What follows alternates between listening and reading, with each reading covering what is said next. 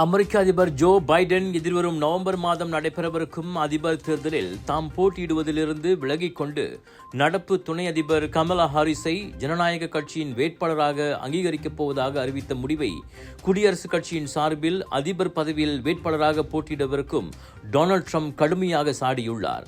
அதோடு ஜோ பைடனுக்கு எதிராக பிரச்சாரத்தின் போது குடியரசுக் கட்சி செலவு செய்திருக்கும் பணத்தை திரும்ப பெறுவதற்கான நடவடிக்கையும் எடுக்கப்படும் என அவர் கூறினார். அதிபர் பதவியில் போட்டியிடவில்லை என ஜோ பைடன் அறிவித்துவிட்டதால் அவருக்கு எதிராக தேர்தல் பிரச்சாரத்தில் இதுவரை செலவு செய்யப்பட்ட பணத்தை திரும்ப பெறுவதற்கான சட்ட போராட்டத்தில் ஈடுபட வேண்டியிருப்பதாகவும் அவர் தெரிவித்தார். இதுவரையில் ஜோ பைடனுக்கு எதிரான பிரச்சாரத்திற்காக குடியரசுக் கட்சி பணத்தையும் நேரத்தையும் செலவிட்டுள்ளது. இப்போது நாம் மீண்டும் பிரச்சாரத்தை புதிதாக தொடங்க வேண்டியிருக்கிறது.